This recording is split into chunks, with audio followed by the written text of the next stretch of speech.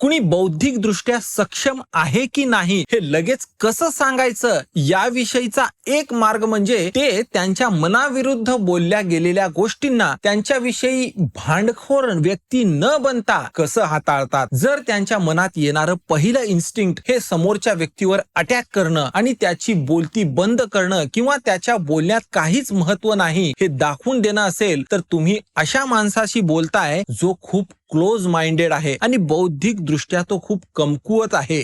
अशा लोकांनी त्यांचं स्वतःच्याच जगाचं एक बबल तयार केलेलं असतं आणि या फुग्यापुरतच जग निर्माण करून त्यात ते जगत असतात. त्यांना त्यातून बाहेर पडायचं नसतं. पण तेच बौद्धिक दृष्ट्या सक्षम झालेली लोक नेहमी क्युरियस असतात. त्यांना जगातल्या प्रत्येक गोष्टीविषयी कुतूहल असतं. त्यांना तुम्ही काय बोलताय काय नाही याविषयी पूर्णपणे समजून घ्यायचं असतं. ते उगाच काहीतरी रिॲक्ट होण्यापेक्षा तुमच्या बोलण्याविषयी सगळी प्रश्न विचारायला लागतील. कारण बुद्धिवान लोकांना हे माहिती असतं की खऱ्या बुद्धीत दोन विरोधी मतांना किंवा मान्यतांना एकाच वेळी लक्षात घेण्याची शक्ती असते. बुद्धिवान लोकांना जर तुम्ही एक चांगला दृष्टिकोन दिला तर त्यांना त्यांची स्वतःची वैचारिक पद्धत अपडेट करावीशी वाटत असते.